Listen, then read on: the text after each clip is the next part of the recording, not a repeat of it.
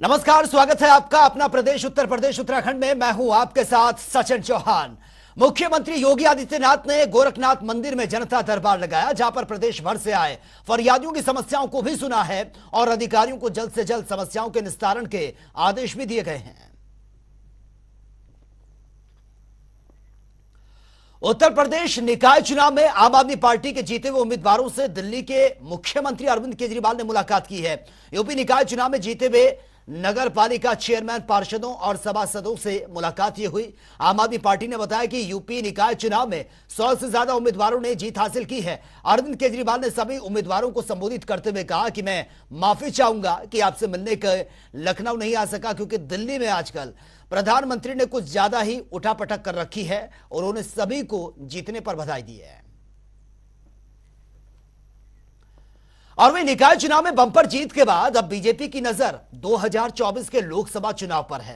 Result आने के बाद महज 10 दिन के अंदर बीजेपी ने 6 क्षेत्रों में संगठनात्मक बैठकें की हैं, जिसमें से लोकसभा चुनाव में प्रदेश की सभी 80 सीटों को जीतने के लिए ब्लूप्रिंट तैयार किया गया है। और यही नहीं, बीजेपी 30 मई से 30 जून तक महाजनसंपर्क अभियान भी चलाएगी।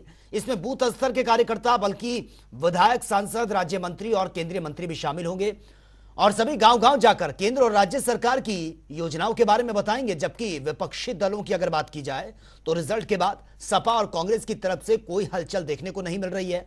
हालांकि बसपा प्रमुख मायावती ने लखनऊ में कार्यकर्ताओं और पदाधिकारियों के साथ बैठक की है और इस दौरान उन्होंने कहा था कि वोट हमारा, राज तुम्हारा अब नहीं चलेगा।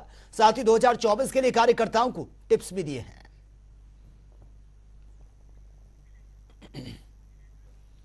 और गोरखनाथ मंदिर में आज 9 नवीन मंदिरों में मुख्यमंत्री योगी आदित्यनाथ ने देव विग्रहों की प्राण प्रतिष्ठा की है। साथ ही आपको बता दें कि शिव अवतार गुरु गोरखनाथ की तपोभूमि गोरखनाथ मंदिर परिसर में बने 9 देवी देवताओं के भव्य मंदिरों का निर्माण यह करवाया गया है। नवीन मंदिरों में देव विग्रहों की प्राण प्रतिष्ठा के उपलक्ष्य में 2 चरणों में अनुष्ठान का शुभारंभ 8 मई को यह हो चुका है।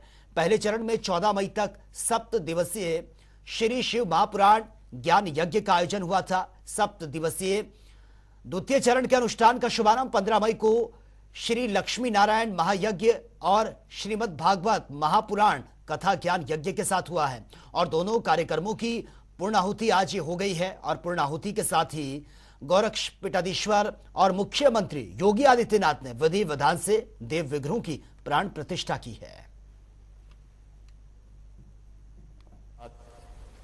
इस कार्यक्रम को सफलता की नई ऊंचाइयों तक पहुंचाने में अपना योगदान किया है। उन सबको, सभी यजमान गणों को, आप सभी श्रद्धालुजनों को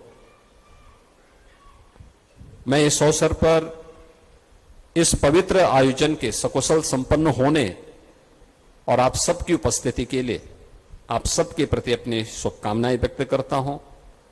महायोगी भगवान गोरक्षनाथ जी से, जो 9 मंदिरों में यहाँ पर देव विग्रह विराजमान हुए हैं, उन सब से मैं यही प्रार्थना करूंगा कि इस यज्ञ का पुण्य आप सबको प्राप्त हो।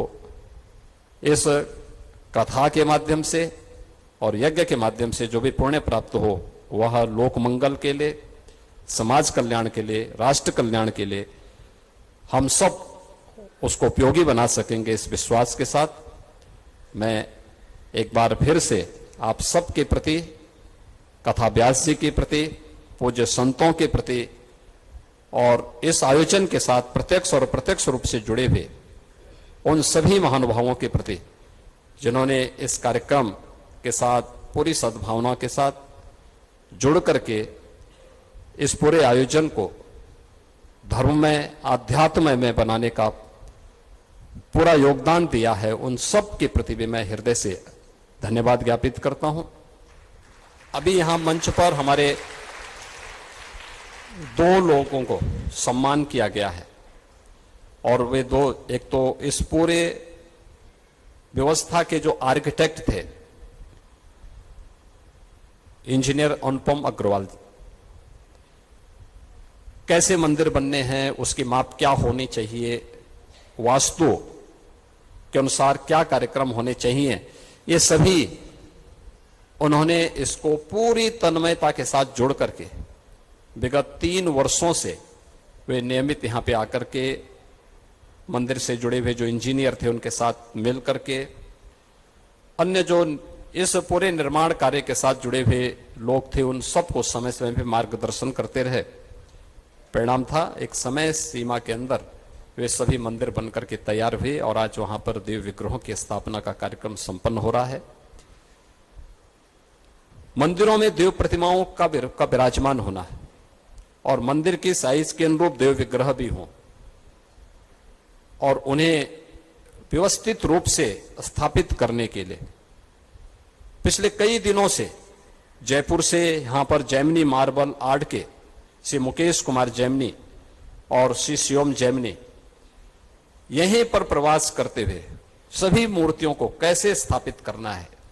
बहुत मूर्तियां अगर यद्यपि वे अब तो साक्षात यहां पर उन देव विग्रहों का प्रतीक बन चुकी हैं,